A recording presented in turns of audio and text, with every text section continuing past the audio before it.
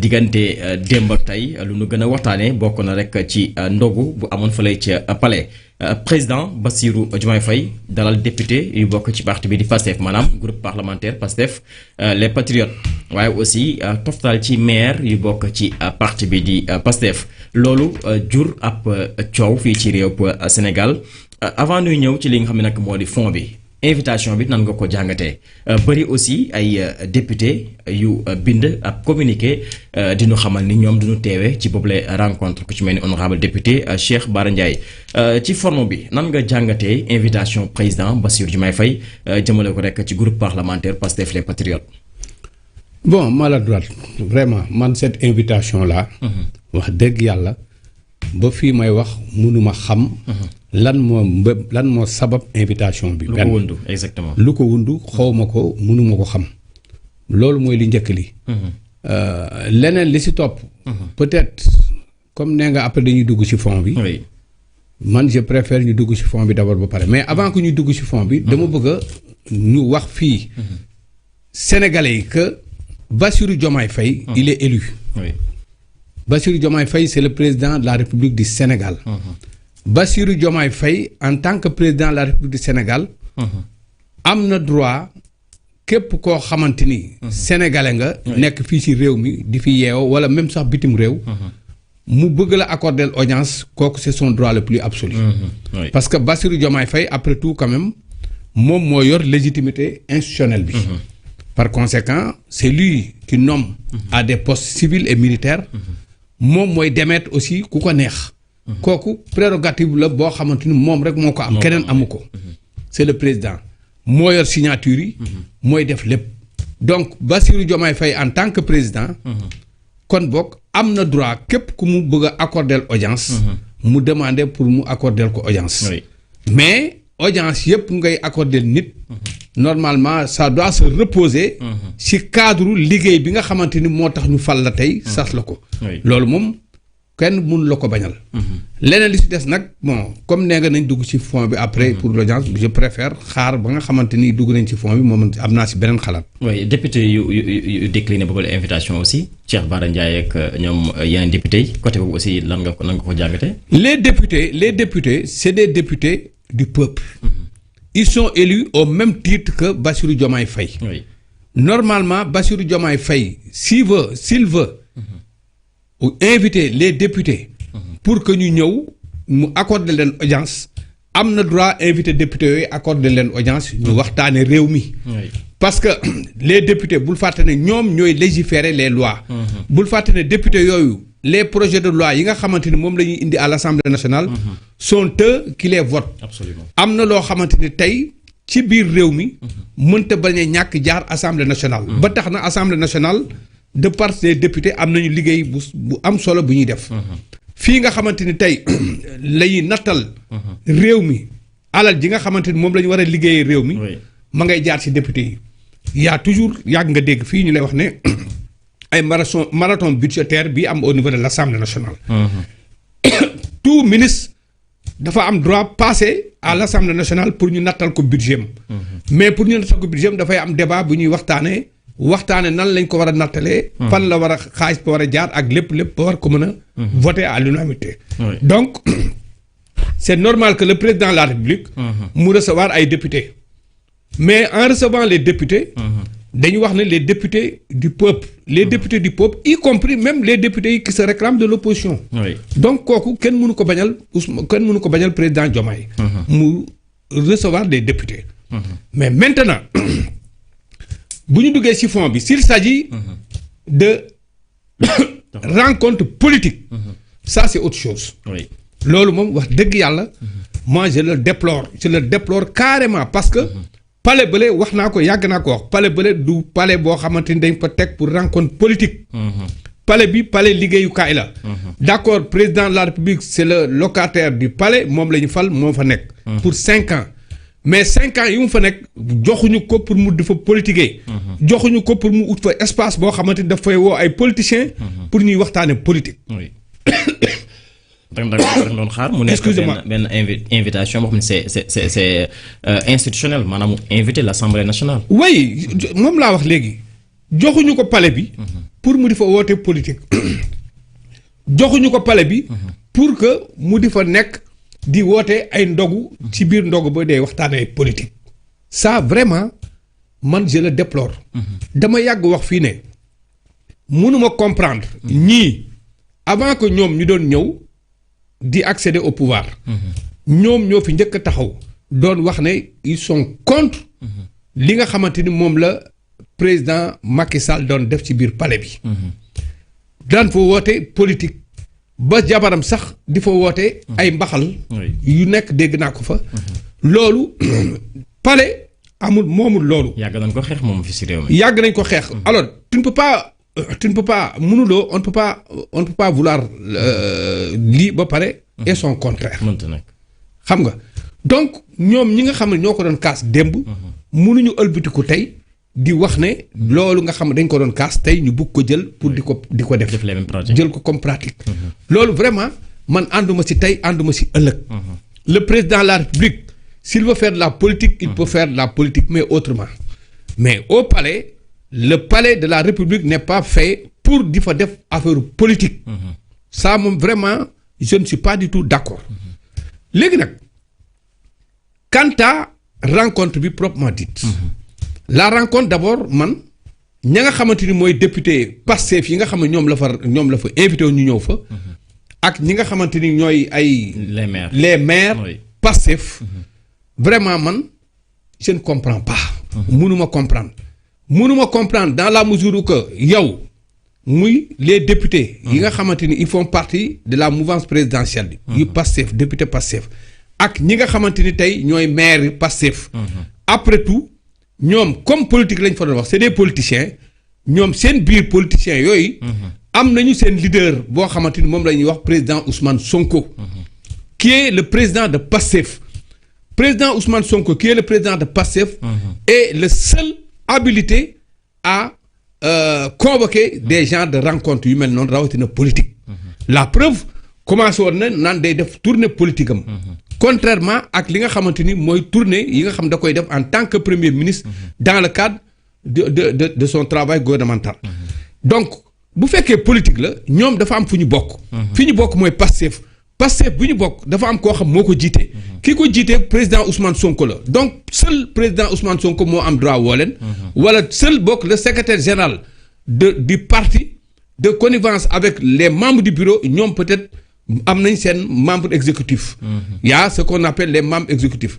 ñooñu seen instance mun nañu provoquer des rencontres politiques provoquer ay convocations yoo xamante ni c'est purement politique mun nañ ko def mais ailleurs warta bokk ci parti bi warta bokk ci palais bi léegi nag président Diomaye il est président mais bul fàtte ne moom bi mu nekkee président seen texte naam sax waxu ko mais ñoom ñoo bëggoon pratique boobu ñoom ne une fois élu comme président de la République tu démissionnes de ton poste bi nga xamante ni moom nga yoroon il était le secrétaire général de Pastef il a démissionné de son poste de secrétaire général de Pastef mais toujours il reste membre Pastef il est militant ña ngay woo di leen rencontrer foofu ñooñu am na si ñu bëri ñoo xamante ni yow ñoo la ëpp sax ndombal tànk ci parti bi ñii c'est des coordonnateurs départementaux ñii c'est des responsables yoo xamante ni au niveau local ñii c'est des maires yu nekk ci localité ba alors ñooñu ndombal tànk yi nga xamante ni moom lañ am politique peut-être maire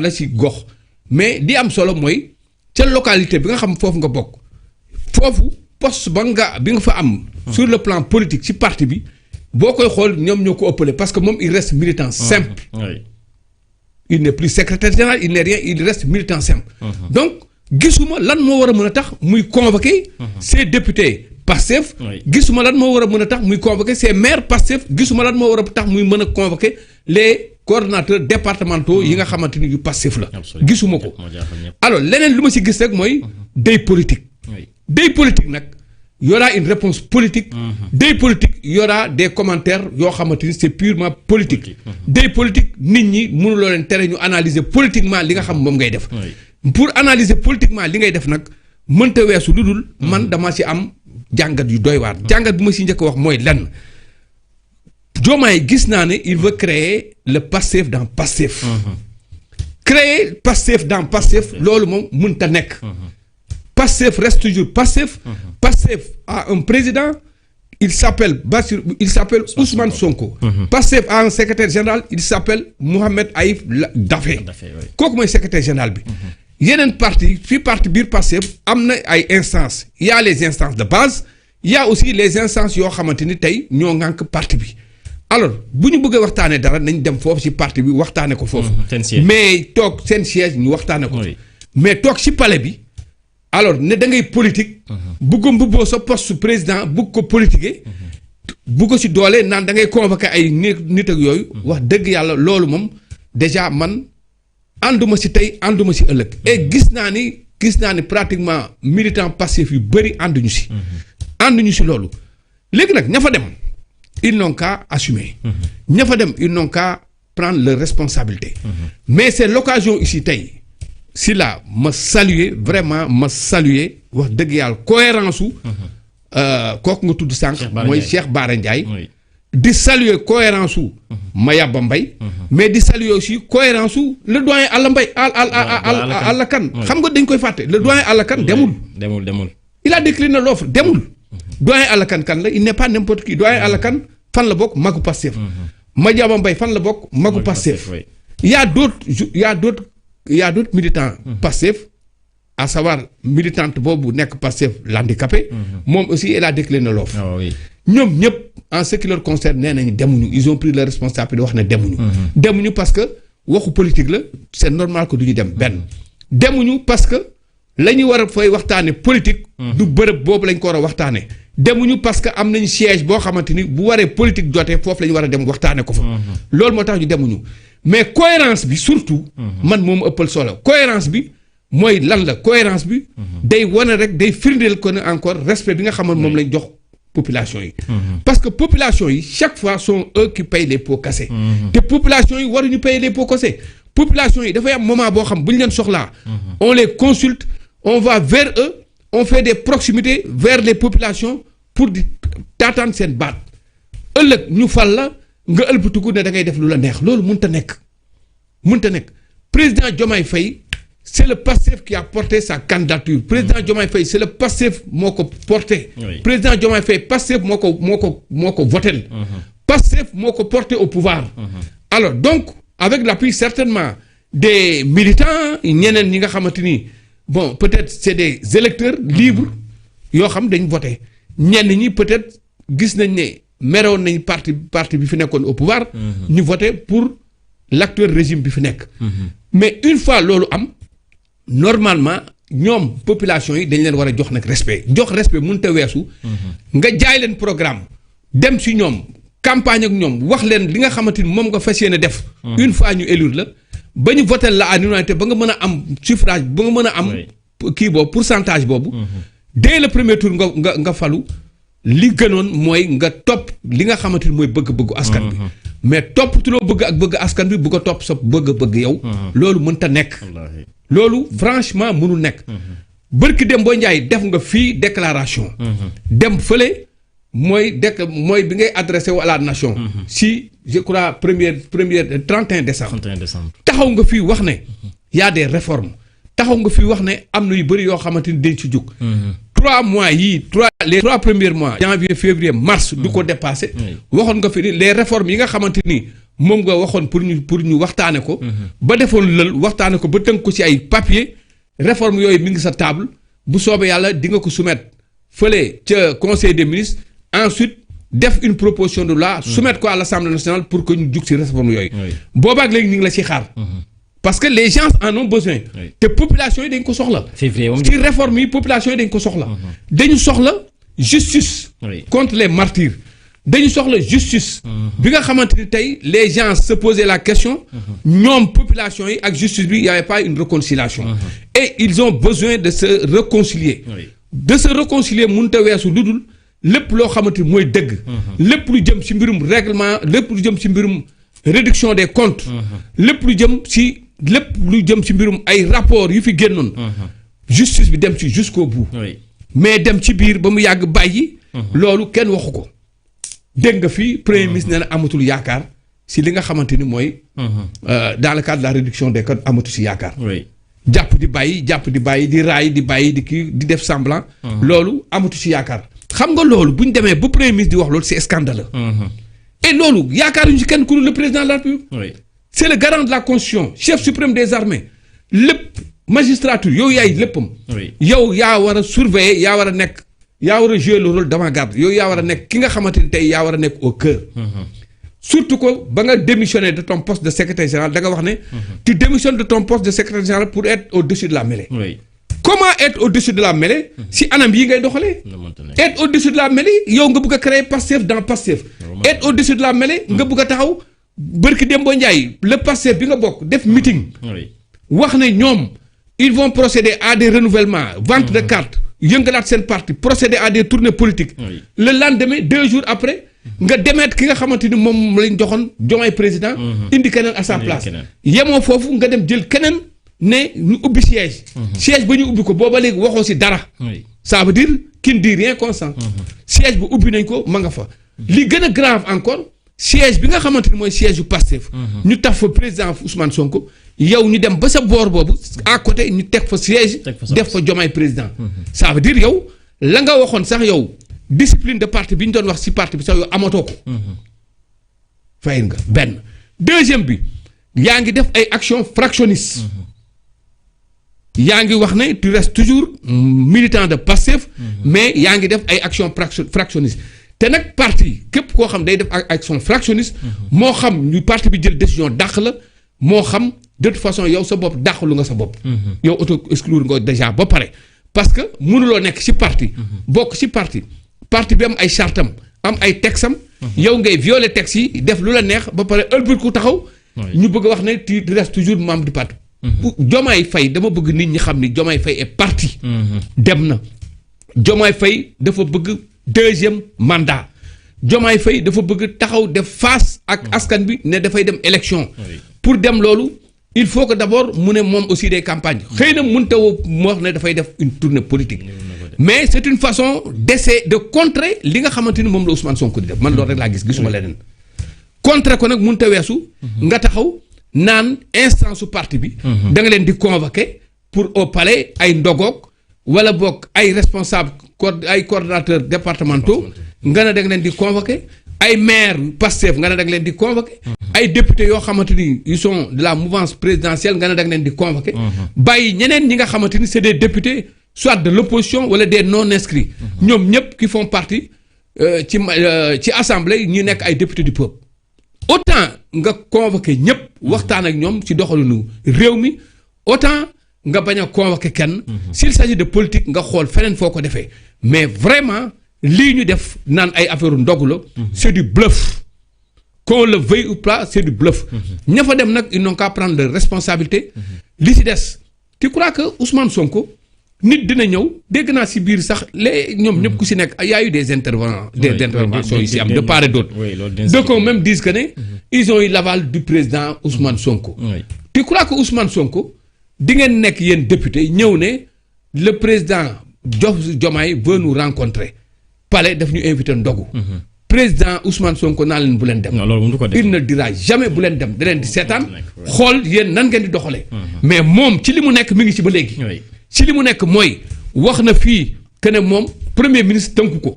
wax na fii ne leen moom bu gisee loo xamante ni doxaluñu réew mi baaxul te nga xamante ni waxantewuñu ko ak askan bi da koy wax ouvertement ñëpp dégg ko.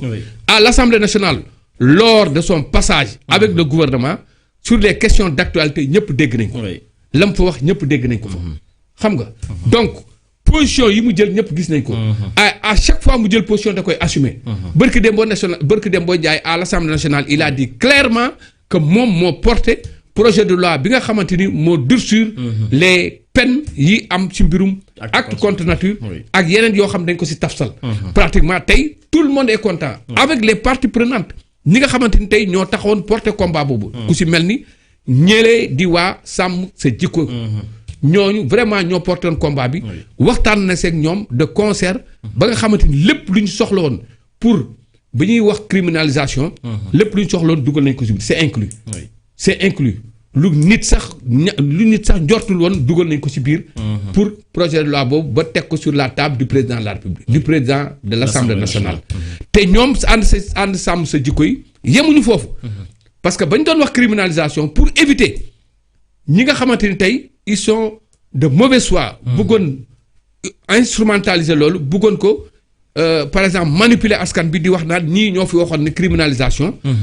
ils sont allés partout fépp fu ñu demoon wax fa criminalisation dem nañ fa dellu wax leen ne ñun kat ñoo waxoon criminalisation dem nañ ci kilifa diine yi wax leen ne ñun ñoo waxoon criminalisation. mais ba ñu waxtaanee ak ñi nga xamante ni seen xam-xam dafa màcc ci droit. ak waxtaan ak ñi nga xamante ni ñooñu c'est des légisticiens. légistique bi dafa am ñoo xamante ni tey bu ñu fa eggee bu war a jëm assemblée nationale. dafa am ñu koy bindee dafa am ñu ko war a bind. am ñu koy ba nga xam dañuy tenir compte ci ñëpp. ñooñu ba ñu waxtaan ak ñoom ba ñu tënk la ñu tënk lii la. ñu dellu kon wax ne comme ñoom lii lépp dañ ko jëloon en compte. ci criminalisation c'est presque criminalisation li ñu def nii c'est presque criminalisation. par conséquent nous sommes d'accord avec le président Ousmane Sonko. nous sommes d'accord ak li nga xamante ni moom la ñu porté comme projet de loi yóbbu ko à l'Assemblée nationale. voilà une très bonne communication et assumé nañ ko à 100%. Ousmane l'a dit il l'a dit à l'Assemblée nee na carrément j'assume. man maa ko porté. j'assume boobu nag ça veut tout dire ça veut dire tey ak lu mu mënti am sur le plan international il assume. Oui. parce que on a toujours vu que ne fii homosexualité à chaque fois bu nit amee yenn positions yi. wala boog bu ci réew buggee jël yenn positions yi dañuy gis toujours lobby bi dafa am doole ba nga xam ne. mun nañ taxaw sax di la coince. tey ñun Sénégal yépp à l'unanimité. tous les Sénégalais dañu war a def bloc. ci Ousmane Sonko jàppale ko ci li nga xamante ni moom la jël. lu jëm ci mbirum homosexualité. jàppale ko ci ba nga xamante ni dinañ ko mën a éradiquer pour de bon fii ci biir Sénégal. Absolument. mais pour revenir à notre sujet. vraiment je suis contre cette rencontre. je ne dis pas que ne ñoom ñëpp pratiquement ils ont trahi du ma ko wax. peut-être ils sont partis. ñi dem xëy na dina leen permettre suba ñu xam. li xew. ba tax mën a jël seen position. ñeneen ñi xëy na peut-être ci biir am na ñoo xamante ni jël nañ beneen position. parce que nag bul fàtte si la le don de soi à la pour la don de soi pour la patrie. don de soi pour la patrie. dañ koy wax rek. ñëpp wax nañ ko ñëpp ko wax don de soi pour la patrie yàgg nga dégg fii le discours là don de soi pour la patrie. mais dama bëgg nga jàpp ne don de soi pour la patrie am na ñoo xam dañ ko gëm. am na ñoo xamante ni li ñu gëm mooy seen intérêt. parce que tey am na ñoo xamante ni yor nañ ay postes de responsabilité. am na ñoo xam ñam nañu nguur am na ñoo xamante ni commencé nañu yor ay oto yu climatisé. di nguuru am na ñoo xamante ni ñi ngi nguuru. du ñu bëgg seen privilège yooyu. ñu xañ leen ko suba. am na ñu mel noonu. am na ñoo xamante loolu tënku leen. li leen tënk mooy li nga xam moom lañ diggoon ak askan bi. ba tax na don de soi pour la patrie boobu. bon ñëpp koy wax loolu. mais c'est l'occasion day am ay affaires yuy xew loo moo lay wan ne am na ñoo xamante ni gëmuñu ko. tey nag. dafa mel ni yàlla dafa bëgg a leeral dara. te chaque fois day am gis nga yàlla bu bëggee leeral dara chaque fois da koy leer. wallaahi gis nga jamono yi nga xamante ni Ousmane Sonko dafa taxaw di jaay askan bi ne leen man benn maa ngi taxaw ci kanam askan bi yëpp di wax ne. képp koo xamante ni gis na ne man mus nañ maa ger ci état. wala képp koo xam ne gis na ne man jël naa alalu état na ko wax. boobaak léegi ba léegi mënuñu am benn résultat sur ça. lu dul sax li ñu gis mooy ñenn ñi ils l'ont confirmé wax ne vraiment man mii de jaar na ci man redressé na ma. lii ak lii xewoon na fa mais ni position bi la ci amoon. vraiment dañ ko mën a conforter sax ci li nga xamante moom la doon def. amuñu fu ñu ko jaar lu dul jéem a fexe naan dañuy créer l'histoire de Sweet Beauté. ça n'a pas marché. gis nga fu mu aboutir. corruption de jeunesse. ak yu bëri yoo xamante ni tey. ba mu egsi accéder au pouvoir. mais loolu dafa bokkoon ci li nga xamante ni yàlla. mooy buy feeñal nit war ko samp. dafay am ñoo xamante ni waruñu bokk ci combat bi. dafay am ñoo xamante ni tey ci cours de chemin bi. dañuy génn. xaajal ko parce que fi mu jëm. day nekk loo xamante ni lépp loo xamante ni da koy yàq du ci bokk. loolu mooy première phase bi njëkk a am. mu ñëw parce que ils l'ont contré ils l'ont interdit. que mu présenté wu mu cité kenn ne kii mooy candidat bi. candidat boobu mu cité tey on va vers 2029. On va vers 2027 pour les élections locales mais avant ñuy egg si élection locale wala di egg si élection 2029. déjà am na loo xamante yàlla ñu koy won yàlla ñuy won ñi nga xamante ni tey dañoo taxaw tem nar a def face ak moom. à commencer par le président Bassirou Diomaye Faye. dama koy wax mu dégg. yàlla won nañu ne carrément yow mii da ngaa pare pour taxaw def face ak ki nga xamante ni moo taxawoon ne na yow la. yow la porté woon. yow yaay moom mooy yow. tey nag yow dootoo moom du yow. jël sa yoonu bopp. yow da ngaa jël sa yoonu bopp. tey lu may wax ce n'est plus Ousmane. mooy Diomaye mooy Ousmane. amatul Diomaye Ousmane mooy Ousmane. Ousmane mooy Ousmane moo am. benn alternative moo am c'est Ousmane Sonko amul keneen. Diomaye nag. tu es libre nga def sa politique tu es libre nga am say ambition personnelle mais li gënoon mooy nga am courage taxaw def face ak askan bi wax ne écoutez moi je veux un deuxième mandat écoutez man dama bëgg sama parti wala boog man dama bëgg sama coalition ma dem ànd ak ñoom nga démarqué wu moo gën mais bëgg a taf-taflu bëgg na da ngay puiser si Pastef wala bëgg na da ngay fexe essayer xëy na tas Pastef wala boog jéem leen jaxase loolu boo koy def aussi yàlla dalay won rek carrément que ne yow ci li nga nekk. Baro askan bi gis na ko. mais ci li nga nekk aussi ni nga si nekkee. askan bi gën nañ jox bopp Ousmane Sonko. ba tax na 2027 billaahi di nga gis maa ko waxoon fii waxoon naa ko. 2027 s'il ne fait pas attention. xam nga lu ma la humiliation de sa vie dina ko am. ci local yi. danañ ko humilier si local yi. rawatina nag présidence. présidence 2029. Parce que rien n'interdit à Ousmane Sonko. suba mu nekk candidat kenn mënu ko tere. voilà le chemin est balisé. kenn mënu tere Ousmane Sonko nekk candidat. par conséquent xanaa kay leneen la ñuy wax. tey nag Diomaye wan nañu carrément que ne moom. bokkul Pastef. naam sax militant la mais wan nañu ne. bokkul Pastef ci ay comportement am. wan nañu ne. dafa am coalition bu mu bugg a dooleel. wan nañu ne moom dafa am ay ambition yeneen lu dul président de la République pour deuxième mandat. comme wan nga ñu ko nag heureusement que bi ñu ko teelee woon. yàlla du juum. wallaahi heureusement bi ñu ko teelee woon. comme teel nga ñu ko woon on fera face. danañ def face ak yow. face ak yow nag beneen façon la. xam nga président Macky Sall. jéem na jouer le ruse. avec Ousmane Sonko def na ba sonn. mu xam ne loolu di jàll. il a essayé de faire le forcing pour jéem a dem troisième mandat. ça ne lui a pas réussi. mu dellu ñëw ne moom nekkatul candidat. bëgg a dugal beneen galgal indi candidat am ne kii mooy candidat am. ne gars yi nañ ko dooleel. dem na ba ci biir gis ne loolu mënta jàll. mu ne déet malgré tout Ousmane Sonko s'il reste candidat il va battre. mu ne non fexelet ba Ousmane Sonko ngeen éliminer ko du bokk. Ousmane Sonko ñu éliminer ko du bokk Ousmane ne am naa candidat.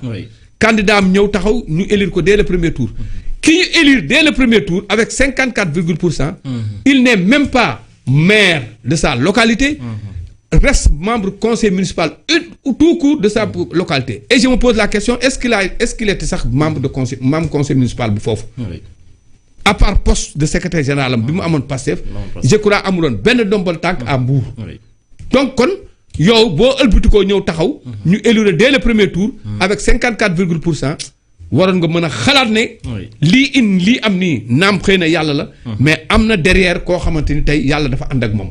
te kii yàlla àndal du kenn ku du Ousmane Sonko. donc pour war la ne kenn rek moo fi am. comme li waa PDS doon wax. seule constance c'est Ousmane Sonko.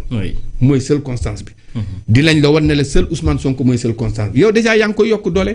yaa ngi koy gën a yokk ay militants yaa ngi koy yokk ay sympathisants. yaa ngi koy yokk ñoo xamante ni tey peut-être même buñ ko mere woon te doxalin bi ngay def tax na tey ñëpp dinañ tourner vers lui. pour jox ko bopp. et ce sera l'occasion maa la ko wax yàggatul.